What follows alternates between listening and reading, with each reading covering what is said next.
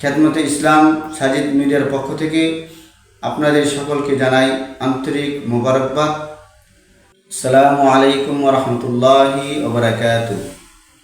আলহামদুলিল্লাহি আলা নি'মাই শামিলাতি ওয়াল আইহিল কামিলাতি আহমাদু হামদান ওয়া আশকুরু শুকরান জাজিলা। মোহতারাম হাজিরিন, খেদমতে ইসলাম সাজিদ মিডিয়ার পক্ষ থেকে আপনাদের সকলকে জানাই আন্তরিক মোবারকবাদ। আজকে আমি আপনাদের সম্মুখে নাপাক জমি পাক করার পদ্ধতি নিয়ে আলোচনা করব ইনশাআল্লাহ। নাপাক জমি পাক করার পদ্ধতি নিয়ে ইমামদের মাঝে কিছুটা মতানৈক্যতা রয়েছে। ইমাম আবু হানিফা রাহমাতুল্লাহির মতে যদি মাটি শুকিয়ে যায়, নাপাকির চিহ্ন দূরীভূত হয়ে যায়, তাহলে ওই মাটি পবিত্র হয়ে যাবে এবং ওই মাটির মধ্যে নামাজ আদায় করতে পারবে। তবে পানি দিয়ে দ্রুত করা উত্তম। আইনে সালাসা অর্থাৎ ইমাম শাফি, মালিক, আহমদ রহমতুল্লাহের মতে নাপাক জমির মধ্যে পানি দ্বারা দ্রুত করা ব্যতীত পবিত্র হবে না। ইমাম আবু হানিফা রহমতুল্লাহি আলাইহির মতে দলিল হলো মুসান্নাফ ইবনে আবি শাইবার রওয়ায়াতে জাকাতুল আরদি ইবসুহা বর্ণিত আছে, অর্থাৎ ভূমি বা জমির পবিত্রতা হলো তা শুকিয়ে যাওয়া।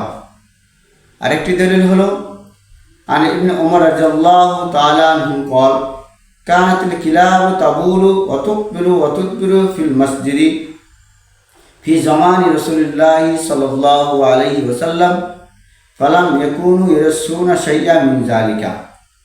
এই আবু হানিফা রহমতুল্লাহ আলাইহির দলিলের মাধ্যমে এটা বোঝা যায় যে জমির মধ্যে যদি নাপাকি থাকে আর নাপাকিটা যদি শুকিয়ে যায় তাহলে পবিত্র হয়ে যাবে।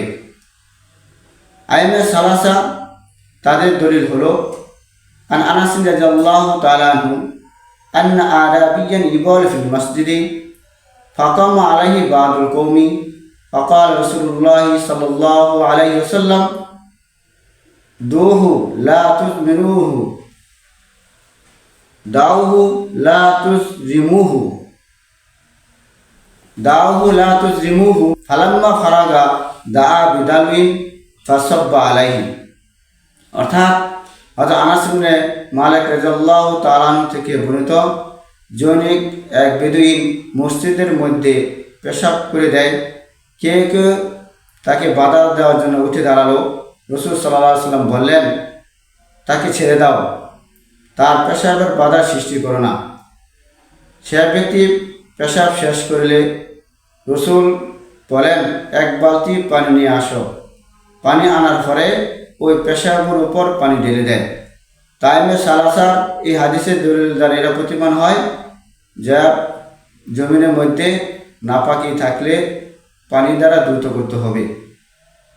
তাদের দলিলের জবাব হলো আহনাফের পক্ষ থেকে তাদের পেশাকৃত হাদিস অর্থাৎ আনাস রাদিয়াল্লাহু তাআলা যে হাদিসটি মাটি পবিত্র করার একটি উত্তম পন্থা বর্ণনা করা হয়েছে, তবে এতে সীমাবদ্ধতা বোঝানোর উদ্দেশ্য না। তাহলে আমরা এই বিষয়টা এটাই বুঝলাম, যদি কোনো জমিনের মধ্যে নাপাকি থাকে এবং ওই নাপাকিটা যদি শুকিয়ে যায় এবং চিহ্ন দূরীভূত হয়ে যায় তাহলে পবিত্র হয়ে যাবে। তবে পানি দিয়ে দ্রুত করাটা উত্তম।